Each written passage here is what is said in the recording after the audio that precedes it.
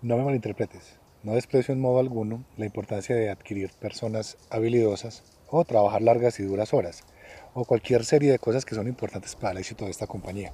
Pero mira que las otras empresas han imitado todo esto y aún no alcanzan nuestros resultados. Y eso se debe sencillamente a que no saben hasta qué punto las personas inteligentes son mucho más inteligentes, las habilidosas son mucho más habilidosas y las dispuestas y comprometidas a trabajar más duro, trabajan más duro cuando ven y son vistas como personas. Y a propósito, la mujer se llama Sandra Cardona, ¿Quién? ¿Qué mujer? la persona a la que te negaste a darle la mano. Ella se llama Sandra Cardona. Es importante conocer el nombre de las personas. He descubierto que si no me intereso en conocer el nombre de las personas, probablemente no estaré realmente interesado en ella como persona. Ello no quiere decir que funcione necesariamente a la inversa. Es decir, puedo conocer los nombres de todas y cada una de las personas, pero eso no va a evitar que sean solo objetos para mí. Pero si ni siquiera trato de realizar el esfuerzo de recordar el nombre de alguien, eso en sí mismo ya es para mí una indicación de que probablemente trato a esa persona como un objeto y de que estoy metido en la caja. Supongo que piensas que metí la pata. Lo que piense yo realmente no es importante, lo importante es lo que pienses tú. Bueno, me siento muy mal. Por un lado, creo que le debo una disculpa a Sandra Cardona, pero por otro lado, sigo pensando que ella no debería haber ingresado a esa sala y mucho menos haber borrado nada sin consultar primero. ¿Te parece posible tener razón en ambos aspectos? ¿Qué? ¿Tener la razón y estar equivocada al mismo tiempo? ¿Cómo es posible eso? Sí, piénsalo del siguiente modo. Dices que Sandra no debió haber entrado a la sala y haber borrado cosas que otro escribió sin haber consultado antes si podía hacerlo. ¿Es cierto? Así es. Y eso es algo que a mí también me parece perfectamente razonable. Por otro lado, dices que en esa situación lo más correcto sería decirle que no volviera a hacerlo. ¿No es cierto? Al menos eso es lo que me parece. Y a mí también. Entonces, ¿qué fue lo que hice mal? Porque eso fue exactamente lo que hice. Y en efecto eso fue lo que hiciste. Pero queda una pregunta más que responder. ¿Estabas dentro o fuera de la caja cuando lo hiciste? Ya comprendo. No se trata necesariamente de que hubiese hecho algo mal, sino que aun siendo correcto lo hice de la manera equivocada. Veía a Sandra como un objeto. Estaba dentro de la caja. Exactamente. Y si haces lo que superficialmente pueda considerarse como correcto, pero desde dentro de la caja, estás invitando a recibir del otro una respuesta diferente y menos productiva que la que recibirías si estuvieses fuera de la caja. Porque recuérdalo, la gente reacciona no a lo que tú haces, sino a cómo lo haces. Es decir, si estás dentro o fuera de la caja. ¿Te preocupa algo? Realmente no. Bueno, sí, me debato internamente por una cosa. Adelante, cuéntame. No hago más que pensar cómo dirigir una empresa considerando constantemente a los demás como personas. Quiero decir, no termina uno por verse arrollado con esa actitud. Quizás sea algo adecuado para aplicar en la vida familiar, por ejemplo, pero ¿no te parece un poco irracional pensar que sea de ese modo también en el trabajo cuando se tiene que actuar con rapidez y decisión? Muy buena pregunta, porque precisamente de eso quiero que hablemos a continuación. Primero piensa en Sandra, en la forma en que tuvo de manejar la situación. Imagino que a partir de ahora nunca más volverá a utilizar la sala de conferencias. Posiblemente no. Y puesto que eso es lo que deseabas transmitirle, supongo que creerás que tu entrevista con ella fue todo un éxito. En cierto modo sí, creo que eso es correcto. Es bastante justo, pero pensemos un poco y vayamos más allá de la sala de conferencias. ¿Crees tú que al haberle transmitido ese mensaje estando dentro de la caja, la invitaste a ser más o menos creativa y entusiasta en su trabajo? Supongo que tienes la razón. Quizás resolviera el problema de la sala de conferencias, pero seguramente he creado otros problemas con mi actitud. Y merece la pena pensar en eso. Pero la pregunta planteada profundiza algo más. Veamos cómo podemos abordarla. Entonces tu planteamiento presupone que nuestras actitudes cuando estamos fuera de la caja son blandas y cuando estamos dentro de la caja son duras. De ahí entonces que te preguntas si es posible dirigir o no una empresa estando todo el tiempo fuera de la caja. Entonces yo te pregunto, ¿es la distinción entre estar fuera o dentro de la caja algo que tiene que ver con el comportamiento? No estoy segura. Recuerda que la mujer del avión y yo presentamos los mismos comportamientos exteriores, pero nuestras experiencias fueron completamente diferentes. Yo estaba dentro de la caja y ella estaba fuera. ¿De acuerdo? Para contextualizar un poco más, quiero compartirte algo. Ya llevo un mes trabajando en esta compañía Y llegó el momento de asistir a la primera junta importante, y el presidente y fundador de la compañía iba a estar allí. Todos habíamos sido previamente comisionados para cumplir con unas tareas. Yo me esforcé al máximo para cumplir con todas menos con una que consideré poco importante. Llegué a la junta, rendí los informes y me excusé por no haber cumplido con esa única tarea, argumentando que había dedicado mucho más tiempo a los asuntos realmente relevantes como análisis y estadísticas. Ante esto, el presidente se dirigió a Mónica, su mano derecha, y le pidió que por favor se hiciera cargo de esa tarea. La reunión prosiguió y pude darme cuenta que fui el único que había dejado una tarea pendiente. Al finalizar la junta, organicé todos mis documentos y solo quería alejarme de allí. No me sentía parte de ese equipo de trabajo. Cuando salía sentí una mano en mi hombro y al girarme descubrí que era Thomas, el presidente de la compañía, quien me miraba fijamente pero sin agresividad y me preguntó: ¿te importaría que te acompañara a tu oficina, John? Yo le dije no, no me importa. Y la verdad me sorprendió que no me importara. Cuando llegamos, él se dirigió a mí con firmeza pero muy gentilmente me dijo: John, estamos felices de contar contigo en nuestro equipo. Tu llegada ha sido muy importante para la compañía, pero no vas a volver a dejarnos a medio camino con las cosas importantes, ¿verdad? No, Thomas, no voy a volver a dejarlos a medio camino con las cosas importantes, le dije. Admito que en otras circunstancias, recibir una retroalimentación de mi jefe hubiera dado todo el pie para indisponerme con él y mandar al carajo el futuro de las buenas relaciones. Pero Thomas me dio una valiosa lección ese día, ya que en lugar de juzgarme, atacarme o reprocharme, hizo que yo entendiera la importancia de pertenecer a un equipo. Y eso, en lugar de producirme descontento, promovió en mí el más alto de los compromisos. Entiendo que te debatas entre que si ser duro o blando con las personas dentro de una compañía afecte en una forma u otra. Pero créeme, existe una manera de no ser ni duro ni blando y sin embargo alcanzar los objetivos. ¿Y qué me dices de ti? ¿Cómo caracterizarías tu comportamiento con Sandra? ¿Fue duro o blando? Duro, posiblemente demasiado duro. ¿Sí ves? Hay dos formas de ser duro. Puedo tener un comportamiento muy duro y sin embargo estar fuera o dentro de la caja. Por lo tanto, la distinción no está en el comportamiento, sino en la forma de ser cuando estoy haciendo lo que estoy haciendo, ya sea duro o blando. Veamos otra forma de enfocarlo. Si estoy fuera de la caja, veo a los demás como personas. ¿Te parece? Sí, Entonces la pregunta es, ¿acaso lo que una persona necesita siempre es blandura? no, supongo que no. A veces las personas necesitan un poco de dureza como estímulo. Y tu experiencia con Sandra es una prueba de ello. Ella necesitaba que se le dijera que había hecho mal al borrar las notas de otras personas. Y cabe suponer que transmitir ese mensaje puede considerarse como duro desde el punto de vista del comportamiento. La cuestión que examinamos es que resulta posible transmitir esa clase de mensaje duro y seguir estando fuera de la caja. Pero solo se puede estar fuera de la caja si quien recibe el mensaje es una persona para quien lo transmite. Eso es lo que significa estar fuera de la caja.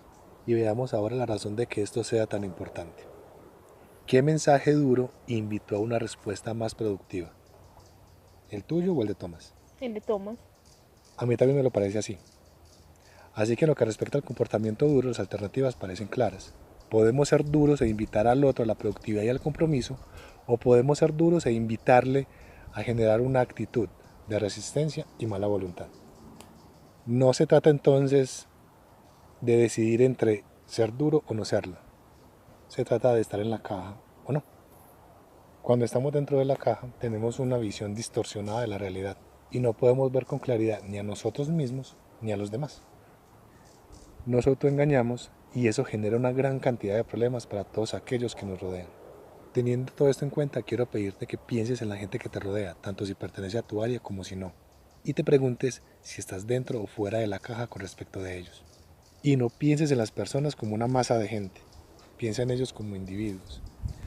Es posible estar simultáneamente dentro de la caja con respecto de unas personas y fuera de la caja con respecto de otras. Piensa en las personas. Está bien, lo haré. Gracias, John. Todo eso ha sido muy interesante y me ha dado mucho en qué pensar. Pues eso no es nada comparado con todo lo que tendrás que pensar el día de hoy. Tenemos que abordar el tema de cómo salimos de la caja. Pero primero, quiero que comprendamos cómo entramos en la caja. Y para esto nada mejor que compartirte una anécdota. Al principio te va a parecer una anécdota un tanto estúpida, Es más, ni siquiera tiene que ver con el trabajo, la aplicaremos al trabajo más adelante. En todo caso, es una anécdota muy sencilla e incluso hasta vulgar, pero que ilustra perfectamente cómo entramos en la caja. Una noche hace ya bastantes años, cuando David todavía era un bebé, me despertaron sus gemidos y llantos. Recuerdo que miré el reloj, era la 1 de la madrugada. En ese instante tuve la impresión, la sensación o el sentimiento de algo, el pensamiento de que debía hacer algo. Levántate y atiende a David para que Nancy pueda dormir. Esa clase de sensación es muy básica. Todos somos personas. Yo he crecido como persona, igual que tú. Y cuando estamos fuera de la caja y vemos a los demás como personas, experimentamos una sensación muy básica con respecto de los demás. Es decir, son como yo. Tienen esperanzas, necesidades, preocupaciones y temores. Y de vez en cuando, como resultado de esa sensación, surge en nosotros la impresión de que hay cosas que debemos hacer por los demás. ¿Comprendes lo que quiero decir? Desde luego, está bastante claro. Pues aquella fue una de esas ocasiones. Sentí el deseo de hacer algo por Nancy. ¿Y sabes qué hice? Nada. Me quedé allá acostado en la cama oyendo llorar a David. Se podría decir que traicioné mi sensación de lo que debería haber hecho por Nancy. Con esto quiero decir que al ir en contra de mi sensación de lo que consideraba apropiado, traicioné mi sentido de cómo debería ser con respecto de la otra persona. Así que a eso lo llamamos autotraición. Y la autotraición es lo más común que existe en el mundo. Permíteme, te lo expongo con otro ejemplo. Ayer estuve en el centro de exposiciones y abordé el ascensor. La puerta automática empezó a cerrarse cuando vi que otra persona doblaba apresuradamente la esquina y corría hacia la puerta. En ese mismo instante tuve la sensación de que debía hacer algo para que no se cerrara y que pudiera entrar. Pero no hice nada, simplemente dejé que se cerrara. Lo último que recuerdo es que vi su mano extendida. ¿Te ha pasado alguna vez algo así? Estoy seguro que sí. Pues cosas como esas son ejemplos de autotraición, momentos en los que sentí la necesidad de hacer algo por alguien, pero no lo hice. ¿Sí piensa? No es una idea grandiosa, sino tan sencilla como suena. Pero los efectos que de ella derivan son asombrosos y extraordinariamente complicados. A ver, me explico. Regresemos ahora a la anécdota del bebé que llora. Tuve la sensación de que debía levantarme para que Nancy siguiera descansando, pero no lo hice. Simplemente me quedé allí acostado. Y mientras estaba acostado, oyendo a nuestro hijo llorar, ¿cómo crees que empecé a ver y sentir a Nancy? Bueno, probablemente como perezosa, Está bien, perezosa. desconsiderada, quizá desagradecida con todo lo que hacías, hasta insensible, ¿Y qué te parece? ¿Crees que Nancy estaba realmente dormida? quizás, aunque lo dudo. Agreguemos simulador entonces a la lista. Así pues, desde la perspectiva de ese momento, si Nancy fingía estar durmiendo y dejaba llorar al bebé, ¿cómo crees que podría conceptuarla como madre Probablemente bastante mala. y como esposa? Lo mismo, bastante mala, desagradecida, como alguien que no te hace caso y todo eso. A ver, o sea que una vez que me hube traicionado a mí mismo, podríamos imaginar que comencé a ver a mi esposa como desconsiderada, desagradecida, que no me hace caso, insensible, simuladora, mala madre, mala esposa. Y en efecto, así fue como empecé a ver a Nancy. Y después de haberme traicionado, ¿cómo crees que empecé a verme a mí mismo? Probablemente empezaste a verte como la víctima, como el pobre hombre que no podía dormir todo lo que necesitaba, Eso es, la víctima. ¿Qué te parece esto? Y si resulta que la noche anterior yo me había levantado a atender a David, ¿cómo crees que me podría haber visto? como alguien justo. De acuerdo. ¿Y quién es lo bastante sensible como para escuchar el llanto del niño? Bueno, en este caso, tú fuiste la persona más sensible, Y si soy sensible para escuchar a mi hijo, ¿qué opinión crees que tengo de mí mismo como padre?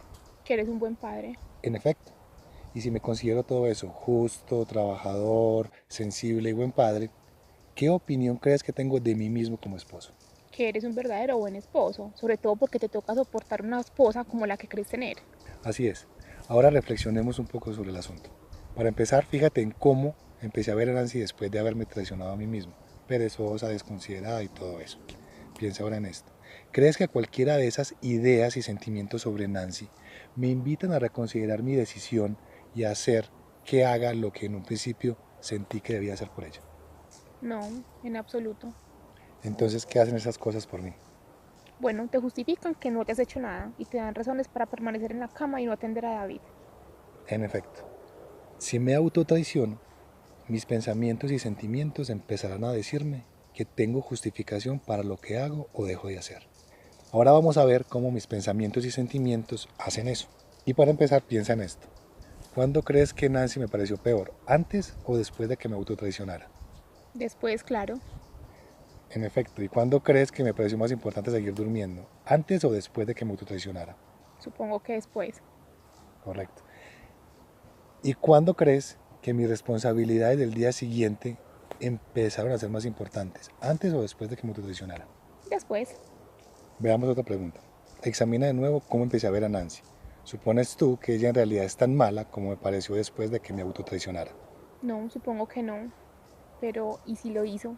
Quiero decir, si realmente fue una persona perezosa, desconsiderada y hasta mala esposa, ¿supondría esto alguna diferencia? Esa es una buena pregunta. Digamos, aunque solo sea por continuar con el argumento, que Nancy es perezosa y supongamos que generalmente también es desconsiderada.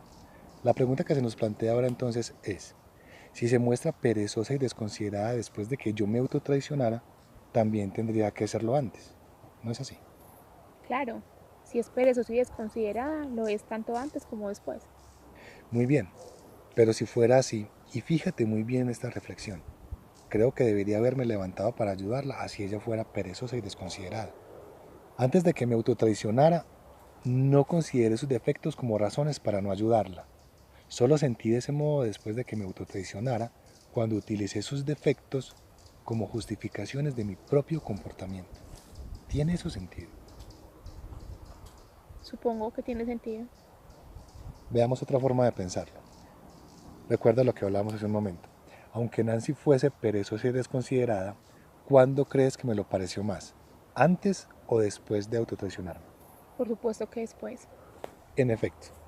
Así que aunque fuese perezosa y desconsiderada, lo cierto es que al autotraicionarme la consideré más perezosa y desconsiderada de lo que era en realidad. Y eso en todo caso es a lo que hice yo, no ella. De acuerdo, capto la idea. Así que piénsalo. En la situación que hemos descrito, me autotraiciono y pienso que no me voy a levantar para ayudar a Nancy debido a lo que ella me está haciendo, porque la considero perezosa y desconsiderada y todo lo demás. Pero esa es la verdad. No, a ti te parece que es la verdad, pero no es así. En efecto, la verdad es que sus defectos me parecieron motivos suficientes para reflexionar si debía ayudarla o no, únicamente después de que yo había decidido no ayudarla. Me concentré en ella y exageré sus defectos solo cuando necesité justificar los míos. Al haberme traicionado a mí mismo, la verdad era precisamente todo lo contrario de lo que yo creía que era. Sí, supongo que tienes la razón. Y así fue como se distorsionó la imagen de Nancy. Pero considera también cómo se distorsionó mi imagen de mí mismo. ¿Realmente crees tú que yo soy tan justo, importante, responsable y sensible como yo pensaba que era? Me experimentaba a mí mismo como buen padre, buen esposo, pero realmente me estaba comportando en ese momento como tal. No, no actuabas así. Al mismo tiempo que estabas exagerando los defectos de Nancy, estabas minimizando los tuyos propios. Quiero decir, estabas exagerando tus virtudes propias. Así es, piénsalo. Me estaba viendo con claridad a mí mismo después de que me hubiera autotraicionado. No, ¿Y qué me dices de Nancy? ¿Crees que la veía con claridad después de haberme autotraicionado? no. Lo cierto es que no veías nada con mucha claridad que digamos. Así que una vez que me autotraicioné, mi visión de la realidad se distorsionó por completo. Entonces, Natalia, ¿dónde me encontraba después de haberme autotraicionado? ¿Que dónde te encontrabas? Sí, ¿dónde? Piénsalo. Antes de autotraicionarme, sentí que podía hacer algo para ayudar a Nancy, una persona con una necesidad que yo sentía que debía satisfacer. Vi la situación directamente. Pero después de haberme autotraicionado, se distorsionó la visión que tenía tanto de ella como de mí mismo. Vi al mundo en una forma que justificaba mi fracaso. Mi percepción se distorsionó sistemáticamente a mi favor. La verdad es que después de haberme autotraicionado, no hice sino autoengañarme. Ah, ya comprendo. Al autotraicionarte entraste en la caja. Exacto. La autotraición es como entramos en la caja. Al traicionarme a mí mismo, entro en la caja y entonces me autoengaño. Después de que me hubiera traicionado a mí mismo, considera lo culpabilizadora que fue mi experiencia. Todas esas cosas de las que hemos hablado son pensamientos que tenía sobre Nancy, pero considera cuáles habrían podido ser mis sentimientos hacia ella después de haber entrado en la caja. Por ejemplo, supones que yo me sentía irritado, Sí, está claro que sí. pero piénsalo. ¿Crees que me sentí irritado con ella al principio cuando solo pensé que debía ayudarla? No, ¿Y qué me dices de la sensación de cólera? ¿Crees que sentí cólera después de haber entrado en la caja? creo que sí. Solo hay que fijarse en tu forma de considerarla. Si yo estuviera en una situación similar, estaría furiosa. Tienes razón. Creo que me sentí muy alterado por lo que consideraba como la insensibilidad de Nancy ante mi situación. Así que fíjate, mi culpabilización no se detuvo con mis pensamientos. Una vez en la caja, mis sentimientos también culpabilizaron. Y esos sentimientos decían, estoy irritado porque tú estás irritada, estoy enojado porque tú has hecho cosas para enojarme. Una vez dentro de la caja, toda mi forma de ser era culpabilizadora y tanto mis pensamientos como mis sentimientos me decían que la culpa era toda de Nancy. Y para dejar las cosas claras, ¿tú crees que Nancy sí tenía la culpa? Me sentía irritado y enojado con Nancy tal como lo indicaban mi irritación y mi enojo.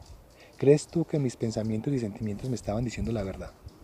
Piénsalo del siguiente modo.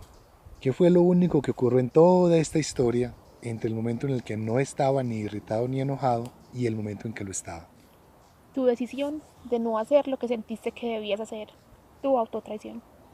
En efecto, eso fue lo único que pasó. Entonces, ¿cuál fue la real causa de mi irritación y mi enojo con Nancy? Tu autotraición. Creo que entiendo la idea de la autotraición. Si lo he entendido bien, cada uno de nosotros como personas tenemos cierto sentido de lo que necesitan los demás y de cómo ayudarlos. ¿No es así? Así es. Y si tengo esa clase de sentido y actúo en contra de él, entonces estoy traicionando mi propio sentido de lo que debería ser por alguien. A eso lo llamamos autotraición, ¿correcto? En efecto, así es. Y si me traiciono a mí misma, hace que empiece a ver las cosas de manera diferente, hasta llegar al punto que se distorsiona la visión que tengo hacia los otros, hacia mí misma, hacia las circunstancias y todo lo demás, lo que hace que empiece a sentirme a gusto con lo que estoy haciendo. Así es. Empiezas a ver el mundo en una forma en que te invita a sentirte justificada en tu autotraición. Entonces entro en la caja cuando me traiciono a mí mismo. Sí, hasta ahora hemos aprendido cómo entrar en la caja. En este punto ya estamos preparados para considerar cómo llevamos cajas con nosotros. ¿Qué? ¿La llevamos con nosotros? Sí, fíjate que después de haberme autotraicionado, me vi a mí mismo de formas autojustificadoras. Por ejemplo, me vi a mí mismo como la clase de persona que es trabajadora, importante, justa y sensible, o que es buen padre y buen esposo. Pero acá se nos plantea una cuestión importante. ¿Acaso tuve la necesidad de mentirme considerándome de estas formas autojustificadoras antes de autotraicionarme? No, no lo creo. Correcto. Esas formas autojustificadoras de verme a mí mismo surgieron en mi autotraición cuando yo necesité justificarme. Eso tiene sentido. Esas son las formas que adoptan mis cajas cuando las llevo conmigo a situaciones nuevas. Ahora pensemos en imágenes autojustificadoras. Ciertamente es bueno pensar en los demás, pero en realidad, ¿en quién estoy pensando cuando me convenzo a mí mismo de que estoy pensando en los demás? Supongo que en mí mismo. Exactamente. Así pues, mi imagen autojustificadora me miente. Me dice que estoy concentrado en una cosa, en este caso en los demás, cuando en realidad no hago otra cosa sino que concentrarme en mí mismo.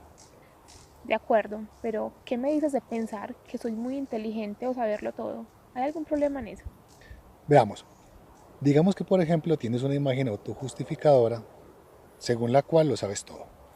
¿Cómo crees que te sentirás con respecto de alguien que te sugiera algo nuevo? Supongo que me sentiría resentida o procuraría encontrarle algo erróneo a su sugerencia. Correcto. Y siendo así, ¿crees que en la próxima ocasión se acercaría a ti para brindarte nuevas ideas? No, supongo que no. Ya comprendo lo que quieres decir. Mi imagen autojustificadora es precisamente la que en ocasiones me impide enterarme de lo que necesito saber. Eso es. Y si tengo esa imagen autojustificadora, ¿crees acaso que lo que más me importa es saberlo todo? No, supongo que tu mayor preocupación serías tú mismo, la imagen que ofreces a los demás. Exactamente. Y esa es la naturaleza de la mayoría de las imágenes autojustificadoras. ¿Tiene su sentido para ti? Sí, lo comprendo. No es que me guste necesariamente, pero lo comprendo. Creo que tengo mucho trabajo pendiente. Sé a qué te refieres. Yo también tengo mucho trabajo pendiente.